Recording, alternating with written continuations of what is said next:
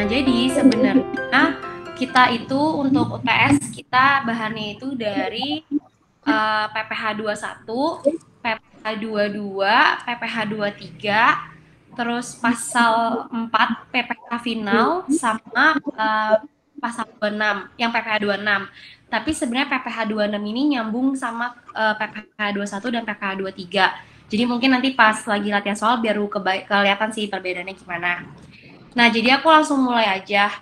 Jadi kalau di PPh 21 itu sebenarnya kita bakal ketemu sama ini yang kalau misalnya kalian ingat ada ya 3. Jadi pertama itu ada yang karyawan sebagai gaji tetap. Jadi dia akan terima gaji tetap, misalnya kayak kalian kerja di suatu perusahaan, terus atau misalnya kayak dosen tetap. Nah, itu dia bakal masuk ke kategori pertama.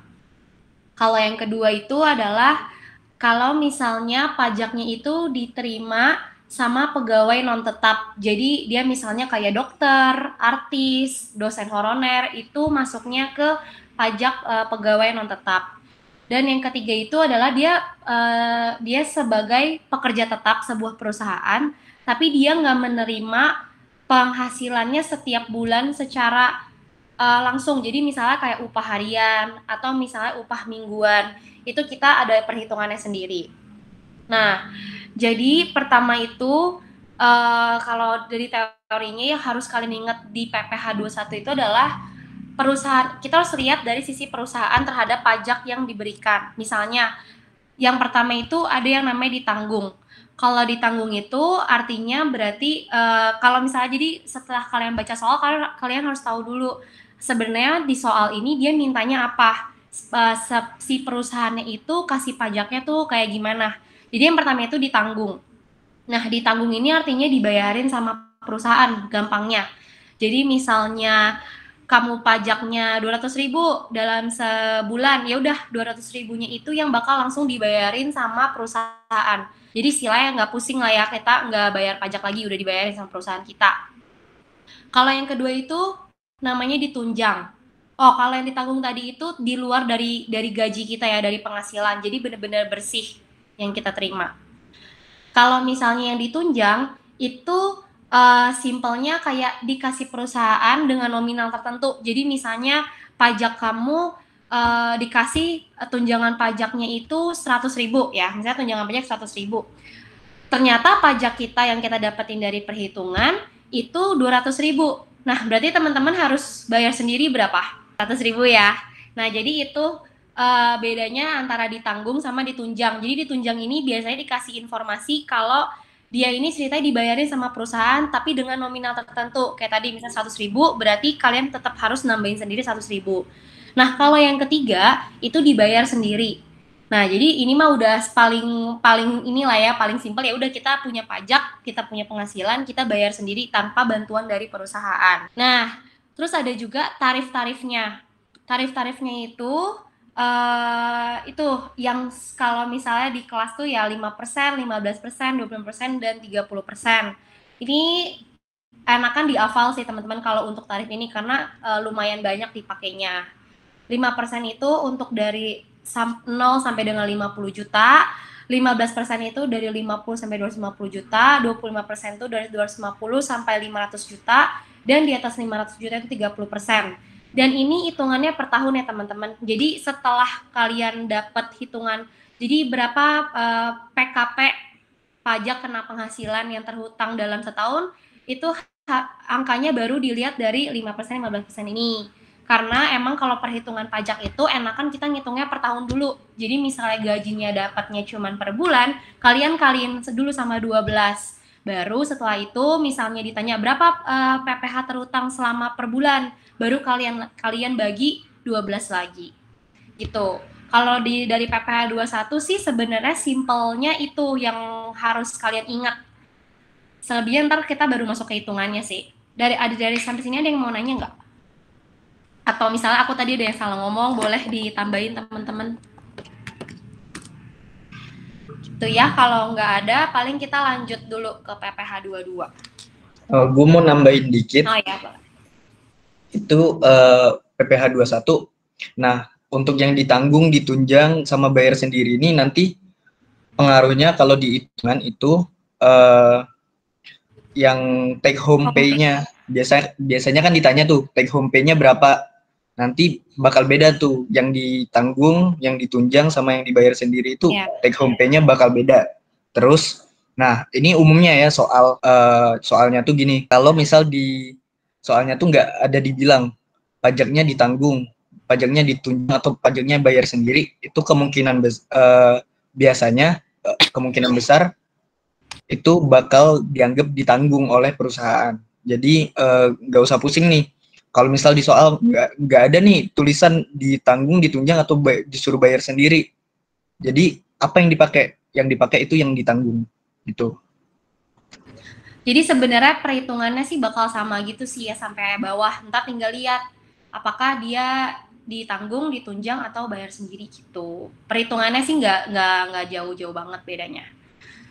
Oke, lanjut ya ke PPh 22. Nah, kalau PPh 22 ini, kalau yang tadi PPh 21 baik dulu ya. PPh 21 itu di mana kita dapat sebagai pekerja kita dapat penghasilan kayak penghasilan tetap, penghasilan tidak tetap, sama misalnya penghasilannya yang nggak dibayarkan secara rutin atau misalnya kayak upah harian, upah mingguan. Nah, sedangkan kalau di PPh 22 ini kita lebih banyak ngomongin tentang perdagangan. Jadi misalnya kita beli barang secara impor. Nah, kita kan dalam jumlah besar kan. Itu kita baru kena PPh 22. Atau misalnya kita ngejual produk, terus produknya itu laku seluruh Indonesia. Terus misalnya aku kayak dari Kimia Farma, PTKB, beli Kimia Farma tuh beli obat misalnya secara internal mereka. Nah, itu yang bakal dikenain sama pajak ini. Jadi di pikiran kalian adalah kalau ini oke, berarti ada orang bisnis gitu. Simpelnya kalau PPh 21 ada orang kerja, PPh 22 simpelnya ada orang bisnis. Gitu. Nah, kalau di PPh 22 itu kita bakal ketemu sama yang namanya ekspor impor.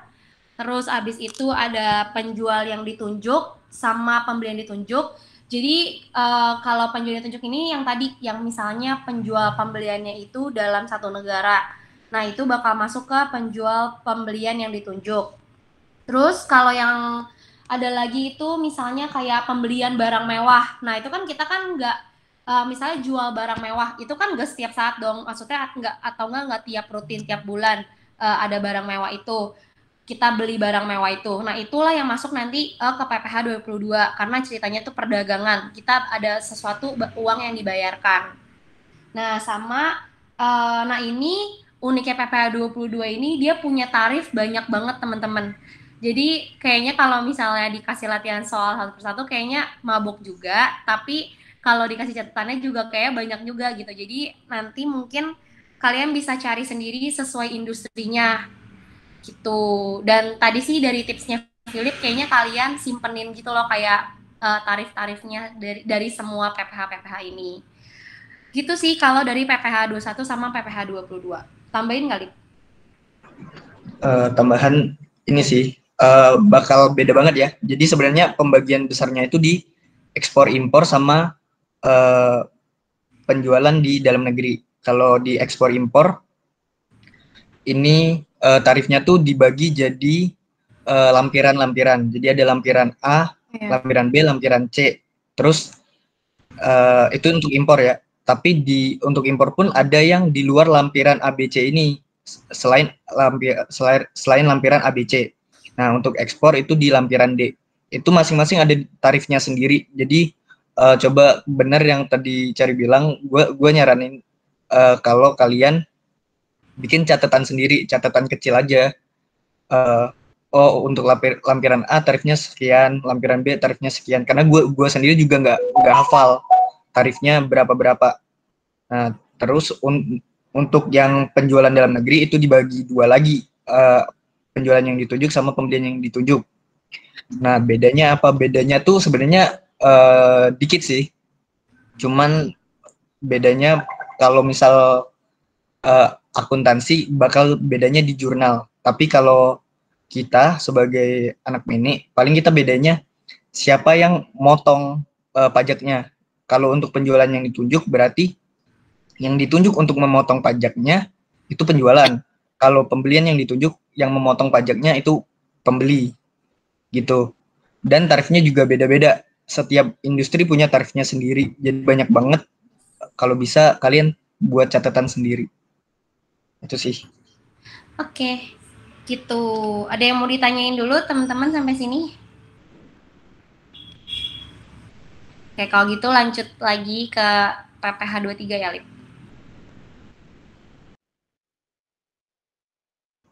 Oke, kalau PPh 23 ini juga banyak juga tarifnya, tapi sebenarnya dibagi dalam beberapa penghasilan. Jadi ada penghasilan dari bunga, dari royalti, hadiah, sewa harta, sama jasa. Nah, sebenarnya PPh 23, PPh 26, sama PPh pasal 4 ayat 2 itu tiga-tiganya ini berhubungan. Contoh, untuk penghasilan bunga, itu PPh 23 ada tarifnya sendiri. Nanti PPh pasal 4 ayat 2 juga ada tarifnya sendiri. Tapi bedanya bunganya dari mana? Kalau untuk PPh 23, bunganya itu dari di luar yang dibayar atau terutang ke bank. Misalnya kita minjem ke bank kan, terus ada bunganya kan, kita bayar. Nah, itu nggak termasuk di PPh 23. Pokoknya bunganya itu kayak bunga kita misal beli barang. Kita punya usaha nih, kita beli barang ke perusahaan lain. Terus kita bayarnya nyicil, pasti ada bunganya kan. Nah, bunga yang itu yang masuk ke PPh 23. Jadi bunganya itu kecuali yang terutang ke bank, jasa keuangan, reksadana, sama koperasi. Koperasi pun itu yang di bawah 240.000, yang di atas 240.000 nanti ada di pasal 4 ayat 2. Sama terus yang kedua ada pendapatan dari royalti. Itu 15%. Royalti itu pasti PPh 23. Untuk WP dalam negeri, wajib pajak dalam negeri itu 15%, dan untuk yang luar negeri 20%. Terus hadiah juga ini tricky juga, beda-beda. Karena pasti soalnya tuh soal UTS itu bakal ditanya nih, ini PPh dari mana? PPh 21 kah, 22 kah, 23 atau 4 ayat 2 atau 26. Nah, itu kita juga harus tahu PPh-nya PPh dari mana. Jadi kalau hadiah, kalau itu WP badan dalam negeri itu 23. Tarifnya 15%. Kalau misal hadiahnya itu orang pribadi, kita ikut lomba, terus kita menang nih dapat hadiah, itu masuknya PPh 21. Tarifnya itu dari yang pasal 17 yang tadi kayak PPh 21, 5, 15, dan seterusnya itu. Terus kalau WP-nya luar negeri, itu tarifnya 20% atau P3B. Nah, P3B ini pajak internasional. Kita nggak belajar, tapi kalian bisa ngambil sih kalau mau. Itu masuknya ke PPh 26. Terus, nah yang WP luar negeri ini 20% atau P3B kan. P3B itu perjanjian sendiri. Nah, itu ada kemungkinan pajaknya bisa lebih kecil dari 20%. Terus yang keempat ada undian. Nah, undian ini kan sebenarnya kita nggak ada usaha sama sekali nih. Kita cuman masukin nama, biasanya masukin nama terus dikocok gitu kan, keluar namanya, oh kita menang. Nah, itu jatuhnya undian kan. Itu pajaknya 25%. Masuknya pasal 4 ayat 2. Terus yang keempat ada penghasilan dari sewa harta. Nah, sewa harta dibagi dua nih, tanah dan bangunan dan selain tanah dan bangunan. Untuk selain tanah dan bangunan itu 2%. Masuknya PPh 23. Tanah dan bangunan itu 10%. Masuknya pasal 4 ayat 2. Terus yang terakhir ada jasa. Nah, jasa ini juga tricky juga, ada banyak juga. Yang masuk PPh 23 itu WP badan dalam negeri. Itu tarifnya 2%. Terus ada orang pribadi dalam negeri itu kayak PPh 21 biasa, terus WP luar negeri itu 20% sama P3B. Masuknya PPh 26. Nah, di jasa kita harus hati-hati nih, kita harus lihat kalau misalnya jasanya itu selain catering ya, selain catering jasanya itu kan ada jasa konsultan, jasa apalagi kayak arsitek gitu kan, terus macam-macam kayak bengkel itu juga termasuk jasa. Nah, itu kita harus hati-hati. Kita lihat apa yang dibayar itu, misal nih dibayar harganya 15 juta, tapi 15 juta itu terdiri dari ini bayar bengkel nih, misal di bengkel kita bayar 15 juta, 50%-nya 7,5 jutanya itu kita ganti ganti barang lah di mobil kita, misal mungkin ganti ban, ganti jok, gue nggak tahu. Nah, itu nggak dihitung, nggak masuk DPP. Masuk, tapi yang masuk DPP itu adalah jasanya. Jasanya 7,5 jutanya lagi kan. Jadi barangnya sendiri, jasanya sendiri. Yang masuk DPP itu jasanya. Itu yang dihitung masuk ke DPP dan dikalikan sama tarif. Terus juga pihak ketiga, misal kita masukin mobil ke bengkel, terus ternyata bengkel yang kita datengin itu, yang kita pakai jasanya, ternyata nggak bisa nih ngelakuinnya, terus minta tolong pihak ketiga untuk nyelesain masalah di mobil kita. Nah, pihak ketiga itu nggak bisa masuk ke DPP pajak untuk PPh 23 gitu. Cuman jasa di mana kita menggunakan jasa itu di tempat itu aja, nggak, pihak ketiga nggak boleh terlibat dalam perhitungan PPh 23-nya. Ada tambahan, Cer? Aman, termabok Pak Galip. Oke. Terus yang terakhir itu PPh 4 ayat 2. Kenapa gue bilang yang terakhir? Karena PPh 26 kayak Cari bilang di awal itu terikat ke PPh 23 atau PPh 21. Kayak tadi misal di PPh 23 kan ada nih PPh 26. Kan masuknya hadiah nih. Hadiah kan PPh 21 sama PPh 23. Terus di sini juga ada PPh 26. Jasa kan masuknya PPh 23 atau PPh 21 juga gitu. Sebenarnya terikat tergantung. Nah, PPh 26 itu biasanya WP luar negeri. Jadi kalau misal jasa nih tapi WP-nya luar negeri, itu PPh 26 jadinya. Oke.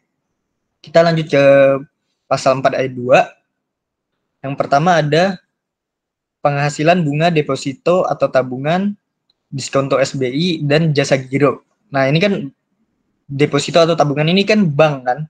Nah, ini yang tadi gue bilang itu nggak bisa, bank itu terpisah dari PPh 23, masuknya ke PPh 4 ayat 2. Nah, tapi hati-hati juga nih. Contoh, misal kita minjem ke bank, terus kita bayar pinjaman kita kan, pasti ada bunganya. Nah, bunga yang ini itu nggak masuk ke PPh 4 ayat 2 atau PPh 23. Karena kalau kita tahu bank itu kan salah satu penghasilannya dari bunga, salah satu penghasilan terbesarnya dari bunga pinjaman. Nah, itu nggak bisa kita perhitungan pajaknya beda. Setahu gue gitu. Jadi nggak bakal masuk ke PPh, nggak bakal masuk ke PPh 23 atau 4 ayat 2. Yang masuk ke sini adalah misal kita nabung. Di sini kan tabungan atau deposito. Terus ada bunganya kan di tabungan kita. Nah, itu bakal dikenain pajak. Pajaknya 20%. Atau misal banknya tuh bank dari luar negeri, tapi ada di Indonesia kan, kita nabung di sana. Nah, itu bisa pakai P3B juga tarifnya. Tergantung perjanjiannya apa nih dengan Indonesia. Jadi tarifnya berapa, itu tergantung juga. Terus yang kedua ada transaksi penjualan saham di bursa. Kalau misal kita jual saham nih, kan sekarang lagi tren. Nah, ada dua, ada saham pendiri sama saham selain pendiri. Saham pendiri itu apa? Saham ketika IPO, ketika perusahaannya go public. Jadi sahamnya dijual kan. Nah, kena pajak nih 0,1% ditambah dengan nilai sahamnya 0,5%. Itu cuman ketika IPO aja, ketika di saham pendirian aja.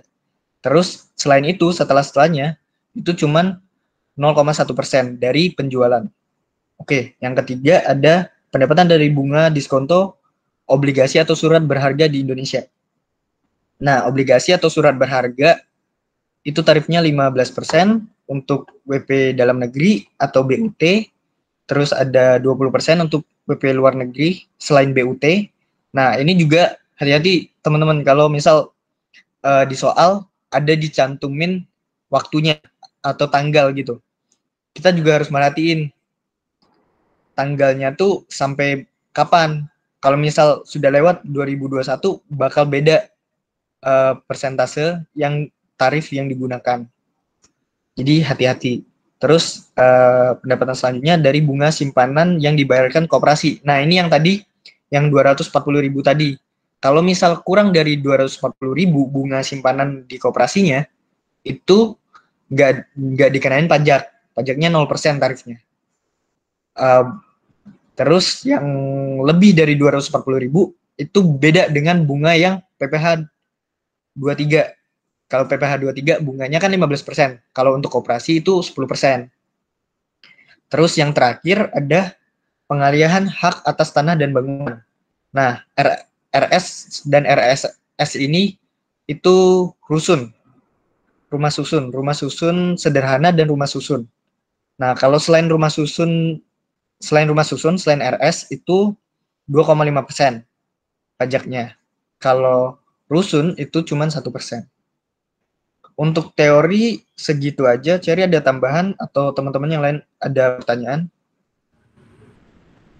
Iya, gitu sih kalau untuk teorinya. Terus yang paling banyak kayaknya sih tarifnya ya. Jadi mungkin teman-teman bisa siapin kayak apa Excel atau sheet gitu tuh catatan pokoknya biar teman-teman bisa pakai buat arahan ininya gitu. Sebenarnya untuk perhitungannya sih nanti nggak bakal serumit itu karena kalau biasanya penjebaknya itu adalah di tarif-tarifnya. Untuk hitungannya sih rata-rata hampir sama semua cara pengerjaannya. Cuma nanti di tarifnya itu yang bikin beda-beda. Tuh, kalau dari teorinya ada yang mau tanya atau mau nambahin? Oke, nah sekarang kita masuk ke perhitungan dulu yang PPh 21. Oke, nah jadi ini soal pertama tentang PPh 21, tapi dia itu ceritanya ada THR-nya. Jadi kita tulis dulu yang diketahuin, ntar Philip bantu tulisin. Jadi pertama kita tulis dulu yang diketahuinnya. Pertama, Richard, kita baca ya, Richard bekerja di PT Wahana sejak tahun 2016. Nah, Richard telah menikah dan memiliki 1 orang anak. Dari informasi itu teman-teman bisa dapat apa? Gaji. Oke, dari yang Richard telah menikah dan memiliki 1 orang anak. Tadi Patrick ya? Patrick K1. Nah, ya itu. Jadi kita bakal dapat pertama informasinya adalah status PTKP-nya. Status PTKP-nya yaitu K_1, K1 ya. Terus lanjut, setiap bulan Richard menerima gaji sebesar 8 juta rupiah. Jadi kita bakal dapat gaji pokok. Itu sebesar 8 juta rupiah. Dan PT Wahana membayarkan premi. Nah, ini biasa hati-hati ya teman-teman. Jadi sering banget ketukar antara premi dan iuran. Jadi kalau premi itu anggapannya adalah premi itu adalah sebenarnya kita yang bayar, sesuatu yang dibayarkan. Tapi karena ini PT Wahana yang membayarkan, PT Wahana membayarkan premi. Jadi kita udah langsung tahu nih, oh berarti PT Wahana yang akan ngebayarin premi si Richard punya gitu. Jadi si premi yang dibayarkan itu akan dimasukkan sebagai tambahan dari gajinya, akan masuk dapat ke penghasilan brutonya. Jadi untuk JKK itu kalau nggak salah itu singkatannya keselamatan dan kesehatan apa gitu ya. Itu dikali 0,5% dikali sama gaji pokoknya. Tuh, sama premi JKM aku juga lupa singkatannya apa. Tapi itu karena tarifnya 0,30% di 0,3% dikali sama 8 juta lagi. Nah, itu ini semua baru hitungan per bulan ya, teman-teman. Nah, terus kita baca lagi, setiap bulannya Richard membayarkan iuran pensiun. Oh, berarti dia udah mau ngomongin si Richard. Berarti kita stop dulu sampai situ. Kita berarti dapat informasi tentang dari perusahaan apa aja yang dibayarin sama perusahaan untuk Richard. Nah, karena ini masih per bulan, kita harus kali dulu jadi ke per tahunnya. Berarti dikali 12 ya, teman-teman. Oke. Jadi ini supaya mempermudah. Jadi teman-teman sebenarnya boleh sih tulis dulu yang diketahui apa aja semuanya. Baru nanti masuk ke perhitungan PPh-nya. Cuman ini biar kayak kelihatan aja gitu ya jalannya kemana gitu. Jadi pertama itu kita dapat gaji pokok, Richard dapat gaji pokok 8 juta dikali 12 karena perhitungannya harus dalam setahun. Terus JKK-nya sama JKM-nya juga dikali 12 dalam setahun juga. Dapat hasilnya nanti ditambah. Ditambah itu hasilnya jadi Oke, gue lanjutin ya.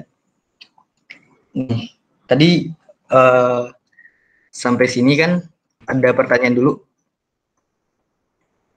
Tes, sekarang ada gak? Ada. Oke. Ada pertanyaan tadi kata Philip? Nggak ada ya? Nah, ini kan kita balik lagi ya, masuk ke iuran pensiunnya. Iuran pensiunnya itu sebesar 150.000. Nah, karena iuran berarti ini kayak anggapannya biaya atau kayak pengeluaran kita sebagai karyawan, kita bayarin uang pensiun kita gitu. Nah, iuran pensiun ini sebesar 150.000 per bulannya. Ntar dikali lagi sama 12, dikali 12 gitu ya. Nah, terus habis itu dia di informasi selanjutnya dia akan memperoleh THR 2 kali gaji bulanannya pada bulan Desember.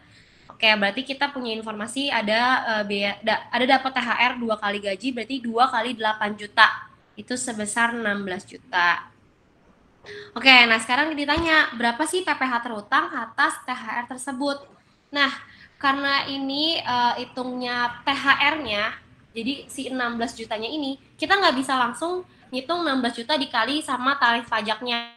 Tapi kita harus hitung dulu berapa sih pendapatan gaji yang didapetin sama Richard sebelum ada THR sama pendapatan yang didapetin sama Richard setelah THR. Setelah kita udah dapat dua-duanya, baru kita kurangin antara yang setelah THR sama sebelum THR, barulah dapat selisihnya itu adalah PPh terutang atas THR tersebut. Nah, jadi kita balik lagi ke perhitungan gaji pokok tuh yang di sebelah kanannya. Itu kita udah dapat sampai pendapatan bruto. Tapi untuk hitung PT kita harus pakai penghasilan neto, pendapatan neto. Ada yang tahu caranya gimana? Oke, gak ada. Oke, jadi pendapatan neto itu cara hitungnya penghasilan bruto dikurangin sama iuran-iuran sama biaya jabatan. Nah, biaya jabatan ini yang unik teman-teman. Biaya jabatan itu nggak dimasukkan ke nggak dimasukkan sebagai perhitungan di take home pay nantinya. Jadi nggak dikurangin. Tapi ceritanya biaya jabatan itu adalah biaya yang kayak udah dari sananya tuh udah ada gitu loh, harus masuk ke perhitungan tapi nanti pas di take home pay dia nggak dikurangin gitu. Nah, jadi untuk mendapatkan penghasilan neto kita hitung dulu biaya jabatannya. Biaya jabatan itu besarnya 5% dari gaji bruto atau maksimal itu 500.000 per bulan atau 6 juta per tahun.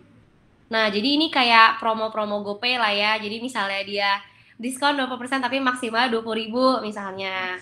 Nah, jadi ini sama, misal kalian harus hitung dulu 5% dikali pendapatan brutonya, misalnya 96 juta 768, apakah itu melebihi dari 500.000 per bulan atau 6 juta per tahun?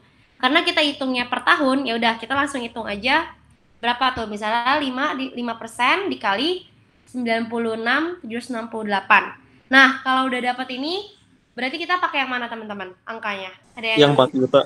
Yang 4 juta, ya benar. Jadi karena masih di bawah 6 juta, kita pakainya langsung yang 4.838.400. Gitu. Nah, terus kita ada iuran pensiun.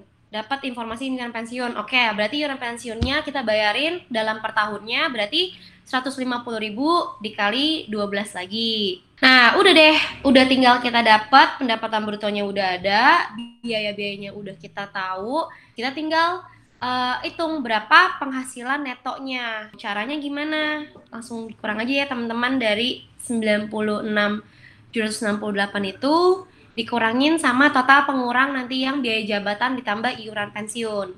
Ada yang dapat jawabannya berapa? Total pengurangnya berapa tuh? Jadinya pendapatan netonya jadi berapa ya itu ya? Nah, jadi 90.129.600 teman-teman. Itu untuk pendapatan netonya. Nah, setelah pendapatan neto kita udah dapat, itu baru kita bisa hitung PTKP. Jadi pendapatan bruto itu kan tadi keseluruhannya. Nah, pendapatan neto itu yang benar-benar kita dapetin tuh sebenarnya berapa sih gitu kan. Karena kan kalau kayak JKK, JKM itu kan langsung dibayarin sama perusahaan ke ya perusahaan itunya yang nyediain si JKK, JKM. Nah, makanya kita tadi harus hitung pendapatan neto dulu. Nah, sekarang kita udah dapat tadi status PTKP-nya K1. Nah, jadi kita hitung dulu pendapatan tidak kena pajak tuh berapa, penghasilan tidak kena pajak. WP-nya itu ada yang tahu berapa? 54 juta. Ya, 54 juta ya. Itu untuk setahun, untuk perorangan pribadi. Nah, habis itu dengan status K1, berarti kita harus hitung satu-satu dulu. K-nya itu berarti kawin. Itu udah langsung 4.500.000, tanggungan sebagai istri ya misalnya. Dan satunya itu untuk anak, misalnya entah anak atau misalnya orang tua yang dalam satu darah, misalnya kayak ibu kandung, atau misalnya anak angkat secara sah. Nah, jadi itu 4 tambah juga sama tarif harga itunya 4.500.000. Nah, setelah udah dapet dari PTKP-nya berapa, total PTKP-nya berapa, kita hitung sama dengan hasil berapa, ada yang tahu? Hasil PTKP di Zoom 63 juta ya teman-teman. Nah, kalau kita udah dapat pendapatan netonya berapa, kita udah dapat PTKP-nya berapa, ya udah kita berarti udah langsung tahu berapa sih sebenarnya penghasilannya si Richard yang kena pajak. Dikurangin hasilnya 27.129.600. Nah, tadi ada di pas lagi ngebahas teori ada tarifnya ya. Tarifnya itu ada yang 5%, ada 15%, 20%, 30%. Nah, kalau dilihat dari PKP-nya si Richard sebesar 27.129.600, kira-kira tarifnya pakai yang mana nih, teman-teman? 5%. 5%. Ya, dapat tarifnya kita pakai yang 5% aja. Jadi 5% dikali sama 27.129.000. Nah, udah dapat PPh terutangnya dari 5% kali sama dapat tuh ya PPh terutang 1,356.480. Nah, udah selesai belum? Belum ya teman-teman, ini masih tahap pertama yang kita hitungnya penghasilan tanpa THR. Karena kan tadi kita mau hitung THR ya, balik lagi. Jadi, sekarang kita harus hitung yang udah dapat THR-nya dulu. Kenapa sih pilih soalnya panjang gitu kan? Ini biar sekalian sih teman-teman. Jadi kalau misalnya nanti kalian dapat yang tanpa THR, kalian udah dapat juga caranya seperti ini. Udah selesai nih sampai sini. Karena kita ngebahas yang ada THR-nya, misalnya di soal itu nanti ada THR-nya, kita bisa langsung lanjut ke penghasilan, hitungan, masukin THR-nya ke perhitungan gaji gitu. Nah, Lanjut, Lip. Kita ke samping. Oke, bentar. Oh ya. Kalian tahu nggak? Ini ada yang salah. Iya. Ayo, ada yang bisa kasih tahu nggak salahnya di mana? Yang pembulatan bukan? Iya, benar. Pembulatan. Jadi, teman-teman jangan lupa untuk ada pembulatan. Nih, PKP-nya. PKP itu harus ada pembulatan di ribuan. Di sini kan ada 600-nya nih di belakang. Berarti kita harus bulatin.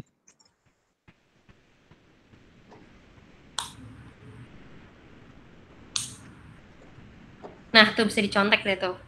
Cara rumusnya. Nih. Baru di sini berarti diubah. Jadi 18. Oke. Nah, PPH terhutangnya berubah juga. Gitu. Tapi hati-hati ya teman-teman, jangan buru-buru nih. Oh, sudah dapat PKP-nya. Ya. Ternyata belum dibulatin ke bawah. Jadi dibuletinnya itu langsung di PKP-nya. Ya, jangan dibuletinnya pas sudah di PPH terutang. Karena hasilnya bakal beda. Oke, tadi udah ya. Yang THR-nya udah, yang tanpa THR-nya udah. Nah, sekarang biar mempersingkat waktu, mungkin langsung di copy aja kali ya Lip ininya sebelahnya. Perhitungannya sama, cuman ada masukin THR. Nah, ada yang tahu nggak masukin THR-nya itu di mana? Coba ada yang tahu masukin THR-nya itu kemana? Ke perhitungan di sebelah mana? Apakah di pendapatan neto? Apakah di pendapatan bruto? Pendapatan bruto. Yes, benar ya, di pendapatan bruto. Jadi setelah gaji pokok, kita tambahin dulu nih THR-nya. Kenapa sih ditambahin? Nah, anggapannya kan THR itu kayak ada uang yang dibayarkan, ada uang yang didapatkan kan sama si Richard nih. Jadi uang itu harus dikurangin sama nanti sama pajak kan pendapatan brutonya gitu. Jadi THR itu ditambahkan di gaji pokok. Perhitungannya sama, tapi tambahin ke ininya dulu. Bentar nih si Philip lagi ganti-ganti rumus biar lebih cepet ya teman-teman. Nah, ditambahin di itu. Ya sih, itu juga nggak apa-apa. THR-nya tadi 2 kali gaji, jadi 16 juta ya. 2 dikali sama gaji pokok. Nah, oke, terus ditambahin semua. Nah, udah deh tuh teman-teman, dia langsung berubah. Jadi kita bisa sama perhitungan untuk PTKP, untuk itu juga masih sama. Nanti di tarif mungkin yang bakal berubah. Tapi karena ini masih, lihat deh, kita lihat sekarang langsung loncat ke PKP ya. Ke PKP itu dia harganya tadi sebelumnya 27.129. Tapi di sini jadi naik 42.329 karena ada THR itu. Nah, tarifnya masih sama nggak teman-teman? Apakah masih 5%? Masih sama ya, karena masih di bawah 50 juta. Setelah kita udah dapet PPH terutang tanpa THR, sama PPH terutang dengan THR, udah caranya udah tinggal last step, gampang.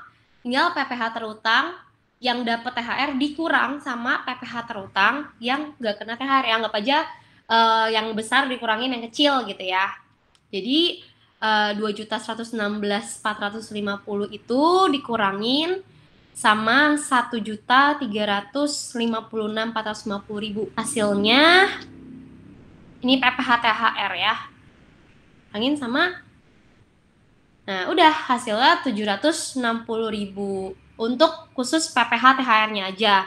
Jadi dari satu soal ini teman-teman udah dapat 3 soal biasanya. Yang pertama adalah soal perhitungan PPH terutang biasa, nggak ada THR, nggak ada apa-apa. Yang kedua misalnya ditanyanya PPH terutang dengan THR, jadi itu kalau ditanya itu jawabannya berarti yang 2.116 itu. Tapi kalau ditanya tentang sama berapa sih PPH THR-nya, berarti perhitungannya itu yang 760.000 gitu. Paham sampai sejauh ini? Ada yang mabok nggak? Semoga nggak ada ya. Gampang kok teman-teman, cuman memang perhitungannya yang agak panjang gitu. Tapi sebenarnya kalau kalian udah tahu step-step kemana-mananya sih lebih mudah gitu pengerjaannya. Ada yang mau bertanya? mau nanya. Boleh. Mau nanya dong soal yang tadi yang pembulatan yang di PKP itu tuh kalau misal si angka belakangnya apa sih kayak 999 itu tuh tetap tetap dibulatinnya apa sih ke bawah gitu. Iya. Ya. Betul. Jadi walaupun walaupun di belakangnya tuh 999 tetap dibulatin ke bawah. Jadi sebenarnya pajak Indonesia tuh salah satu pajak yang paling murah dibanding negara-negara lain untuk pajak penghasilannya ya. Karena kita sudah pakai tarif progresif. Ada di negara lain mungkin dia pakai tarif tetap dan itu benar-benar pasti mahal dibanding dengan tarif progresif. Tarif progresif tuh yang tadi ya teman-teman yang 5%, terus 15%, 25% sama 30%. Ada lagi? Makasih Cherry, makasih Phil. Iya, sama-sama. Sama-sama. Paham? Kita lanjut berarti ke perhitungan yang Ferry kalau mau ngomong aja Fer. Ferry ya? Nggak usah personal chat. Oh, Ferry. Ya fair biar temen-temennya juga tahu pertanyaan, siapa tahu ada yang pertanyaannya sama gitu kan. Oke, kita lanjut ke soal kedua berarti. Ini mau di screenshot atau mau dicatat dulu atau mau gimana? Boleh ya teman-teman. Ini saran lagi sih teman-teman. Teman-teman siapin aja sheet gitu, Excel gitu yang memang sudah ada rumusnya. Jadi waktu ujian teman-teman tinggal masukin angkanya aja. Jadi waktu masukin angka langsung keluar hasil gitu. Nah, gue sendiri sudah nyiapin Excelnya sendiri dan itu benar-benar ngebantu sih, bakal cepet banget ngerjain soal. Nah, dan waktu kita buat Excel untuk kita sendiri itu kita pasti belajar sendiri.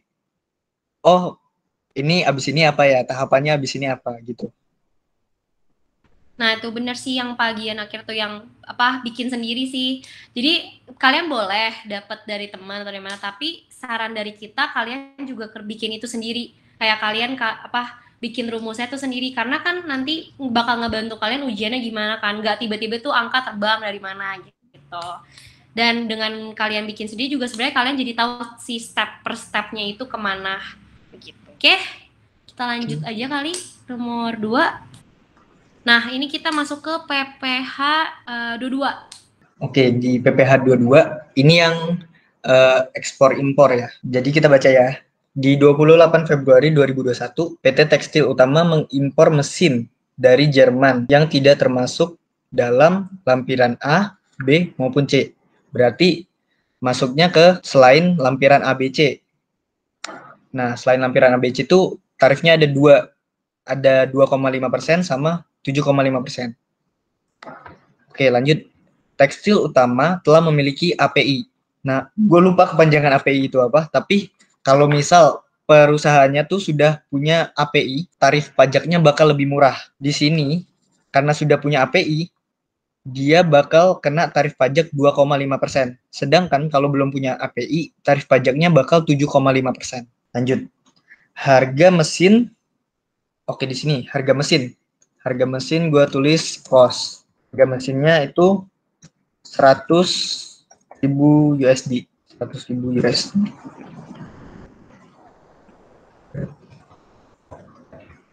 Oke. Terus harga mesin 100.000 USD, terus insurance. Insurance-nya 500 USD.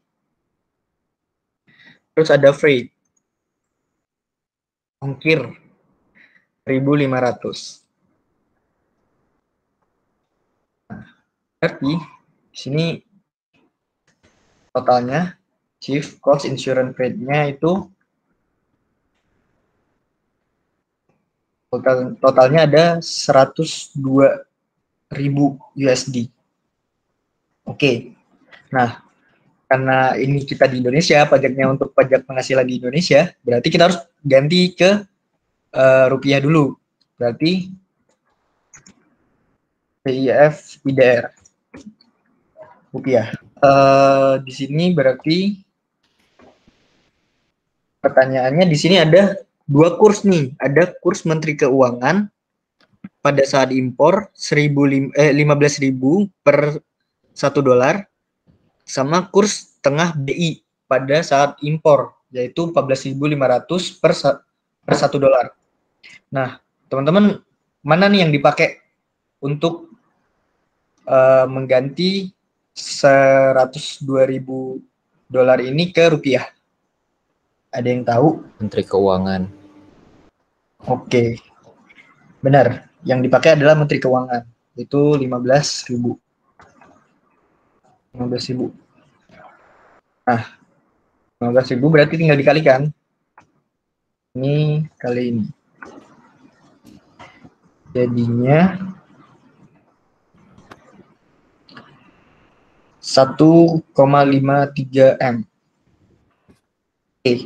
Terus kayak tadi waktu di teori kita bahas PKP-nya, kalau di PPh 21 PKP, kalau di sini DPP-nya itu apa? Nah, DPP-nya itu di sini adalah nilai impor. Tapi nilai impor itu didapat dari mana? Nah, nilai impor itu didapat dari CIF dalam rupiah ditambah bea masuk dan pungutan pabean lainnya. Nah, kebetulan di sini ada nih di soal, tidak ada pungutan pabean lain yang sah. Di sini bea masuknya 10%. 10% ya, berarti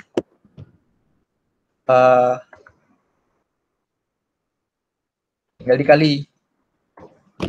Masuknya segini, 153 juta. Terus, lanjut. Apalagi nih yang perlu ditambahin? Gak ada, karena nilai impor itu diambil dari tadi CIF dalam rupiah ditambah bea masuk ditambah pungutan pabean lain yang sah. Oke, nilai impornya berapa? Tinggal ditotalin. Nah, dapatkan nilai impornya. Masuk nih ke tarif PPh-nya. Tarifnya berapa? Tadi kita sudah bahas, dia nggak masuk lampiran A, nggak masuk B, nggak masuk C. Berarti masuknya selain A, B, C, itu ada 2. Dia punya API apa enggak? Dia punya API. Berarti tarifnya 2,5%. Terus tinggal dikali sama nilai impor. Dapat segini. Itu. Ada pertanyaan? Oke, teman-teman. Ini ya, jangan sampai kejebak sama PPN. Oke. Kadang kita di sini kan dibilang harga mesin nih, tapi nggak dikasih tahu PPN-nya 10%. Nah, kadang ketika kita beli mesin di ekspor impor atau beli barang lain, dia ada dicantumin include PPN atau exclude PPN. Nah, teman-teman hati-hati. Untuk CIF itu nggak boleh ada PPN. Jadi benar-benar pure. Nah, di sini kebetulan nggak ada PPN-nya nih. Jadi langsung aja totalnya gitu. Oke. Berarti kita udah dapat 2 soal ya teman-teman. Satu yang PPh yang ada karyawan yang gaji, terus pakai THR juga. Yang kedua ini yang ekspor impor dari PPh 22. Nah, sebenarnya sih ada soal satu lagi. Ada 2, tapi yang satu itu untuk PPh yang non pegawai, satu lagi itu ada untuk yang PPh tapi di atas tarif. Ada tarifnya beberapa tarif. Sorry berisik. Ada beberapa tarif. Nah, di sini teman-teman ada yang atau mau pakai soal latihan kita atau mau coba kayak ngajuin soal latihan apa gitu, mungkin kita bisa bahas ya, mungkin teman-teman bingung, terus kita jadi kerjain bareng aja gitu. Kalau nggak ada mungkin kita bakal kasihnya yang PPh yang non pegawai. Jadi yang pekerjaannya itu misalnya kayak dokter, artis gitu-gitu. Pokoknya yang penghasilannya nggak tetap. Ada? Kalau nggak ada berarti boleh dicatat kali ya soalnya. Aku coba diktein. Soalnya kita nggak ada fotonya. Lip mungkin boleh sambil diketikin Lip biar ntar bisa pada lihat. Ini ya teman-teman. Ini soalnya nggak panjang sih. Soalnya tentang PPH 21 yang non pegawai. Boleh dicatat ya teman-teman. Jadi soalnya itu Dokter Sierra adalah dokter di RSA. Dokter Sierra adalah dokter di RSA dan di bulan Februari Dokter Sierra menerima fee sebesar 100 juta rupiah. Semoga nggak putus-putus ya. Kayaknya gue bisa masukin deh fotonya. Oh ya, oke. Tapi ini langsung jawaban sih, bener juga. Iya, makanya. Oke. Teman-teman. Dokter Sierra ya bulan Februari dia menerima fee 100 juta. Terus pada bulan April 2019 dia menerima penghasilan 88 juta. Jadi tadi Februari 100 juta, April 88 juta, dan bulan Juni sebesar 150 juta. Nah, jadi gimana sih cara menilai soal itu tuh PPH 21 yang pegawai atau yang non pegawai? 150 juta. Gimana cara menilai dia itu PPH yang pegawai atau non pegawai? Sebenarnya simpel teman-teman. Logikanya adalah kalau misalnya dia pegawai, berarti dia akan menerima penghasilan dengan jumlah yang sama setiap bulannya dalam 1 tahun. Sedangkan kalau misalnya yang non pegawai, biasanya dia itu diakuinya secara kontrak. Misalnya kayak dokter dalam setahun. Penghasilannya kan nggak tentu sama ya, nggak tentu kayak orang datang sakit setiap bulan tuh sama. Jadi kayak misalnya di contoh yang sekarang, dokter pada bulan Februari dapatnya 100 juta. Bulan Maret malah nggak dapat. April dapat 88 juta. Mei, Juni baru dapat lagi 150 juta. Tapi mereka bakal dihitungnya itu secara pertahunan. Nah, kalau yang tadi PPH pegawai itu, kalau misalnya dihitung secara setahun langsung secara rata, adil dong, karena kan dia memang hasilnya pendapatannya sama. Sedangkan kalau yang non pegawai, kadang penghasilannya tinggi, tapi kadang juga penghasilannya lebih rendah. Nah, kan nggak mungkin dong kita langsung hitung itu sebagai penghasilan yang sama secara rata. Jadi makanya ada perhitungan PPH 21 non pegawai yang disesuaikan dengan per tiap bulannya. Gitu. Nah, jadi ini soalnya tadi kita udah dapat bulan Februari itu 100 juta, bulan April 88 juta, dan bulan Juni 150 juta. Terus kita harus hitung dulu berapa sih DPP dari si dokter ini, berapa sih penghasilan kena pajak yang berapa sih perhitungan penghasilan kena pajak yang bisa dikenakan pajaknya gitu ya. Jadi dari kalau misalnya non pegawai itu relatif lebih mudah karena teman-teman bisa langsung kaliin DPP-nya itu sebesar 50%. Gitu. Jadi bentar, Alat. Oh iya boleh. Sebenarnya ini penghasilan non pegawai ini lebih ke profesi. Jadi macam-macam nih, dokter kan, dokter profesi. Terus akuntan, terus arsitek, itu kan profesi, ada ikatannya biasanya. Ada Ikatan Dokter Indonesia gitu. Nah, itu tarifnya beda-beda nih setiap profesi. Kebetulan soalnya di sini 50% dan rata-rata biasanya 50%. Biasanya. Tapi tenang, tarifnya ini bakal dikasih tahu di soal. Gue nanya kemarin ke dosen, ke Pak Agus, Pak, tarifnya bakal dikasih di soal. Iya, tarifnya bakal dikasih di soal. Kalian nggak mungkin menghafalkan lampiran tarif norma profesi berlembar-lembar gitu. Karena kalau nggak salah ada 3 lembar gitu. Dan itu banyak banget, satu lembar ada berapa tarif. Nah, kebetulan di sini 50%. Dan rata-rata soal biasanya 50%.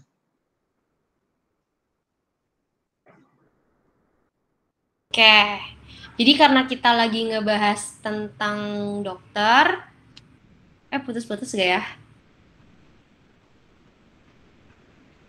Lanjut. Putus gak ya? Kedengeran nggak suaranya? Kedengeran. Ini nge-freeze. Oh, ternyata Philip ya, Kang Fris ya. Nah, oke. Jadi kan karena dokter dapat kita DPP-nya itu 50% untuk semua penghasilan dari Februari, April, sama Juninya. Ya udah, berarti kita tinggal langsung kali sama 50% itu. Berarti untuk Februari DPP-nya itu adalah 50 juta. Terus DPP untuk bulan April itu 44 juta, sama untuk bulan Juninya itu 75 juta gitu ya. Nah, di sini berarti kan kalau DPP itu kita udah nge-skip perhitungan yang misalnya dia WP. Bener gak ya, Lip? Ya kan dia kan nge-skip tuh perhitungan WP, TK, dan segala macamnya. Dia udah langsung masuk ke perhitungan yang berapa sih tarifnya, kena pajaknya, jadi tarifnya berapa gitu kan. Nah, jadi di sini kita harus hitung dulu teman-teman DPP kumulatifnya. Karena nanti setiap perhitungan ini bakal ada perbedaan tarif. Misalnya gini, DPP di bulan Februari 50 juta. Nah, itu kan kalau di hitungan per tahunnya sebenarnya itu udah masuk ke tarif 5%, bener gak? Nah, setelah di bulan April, dia ditambahin 44 juta.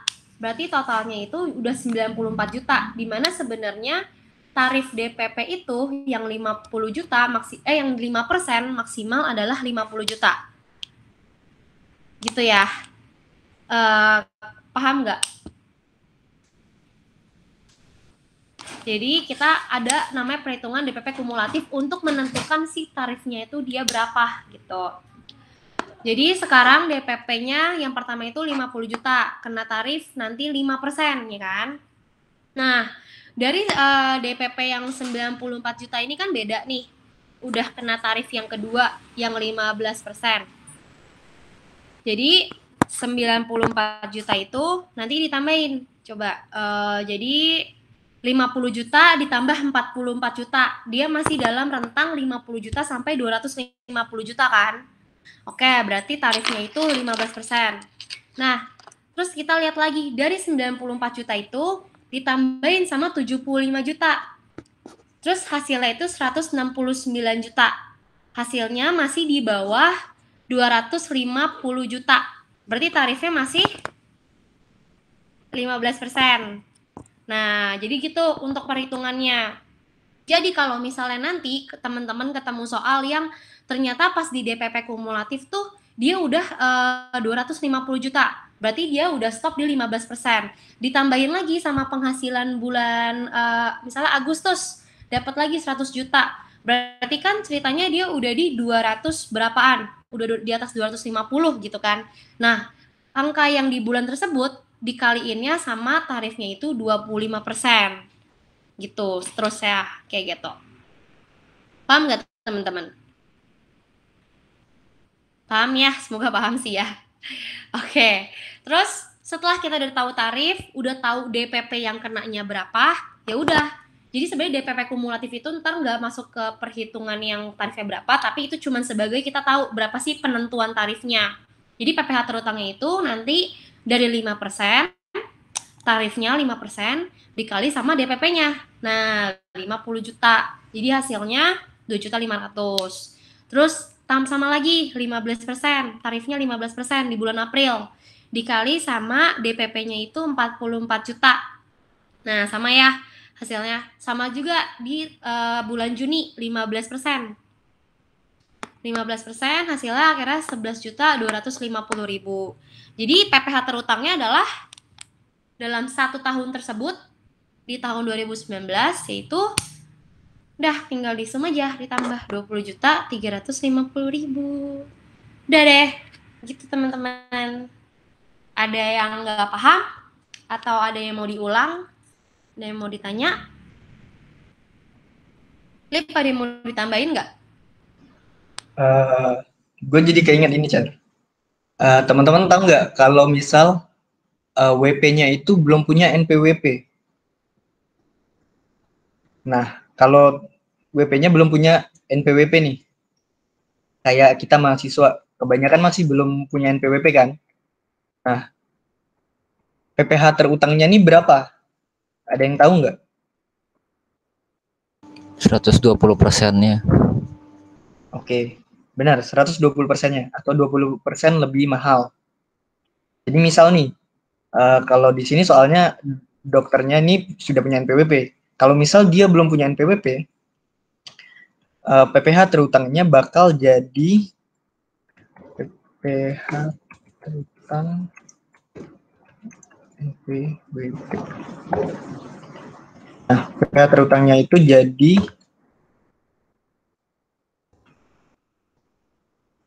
segini, 24.420.000. Nah, sama dengan yang PPh 21 biasa.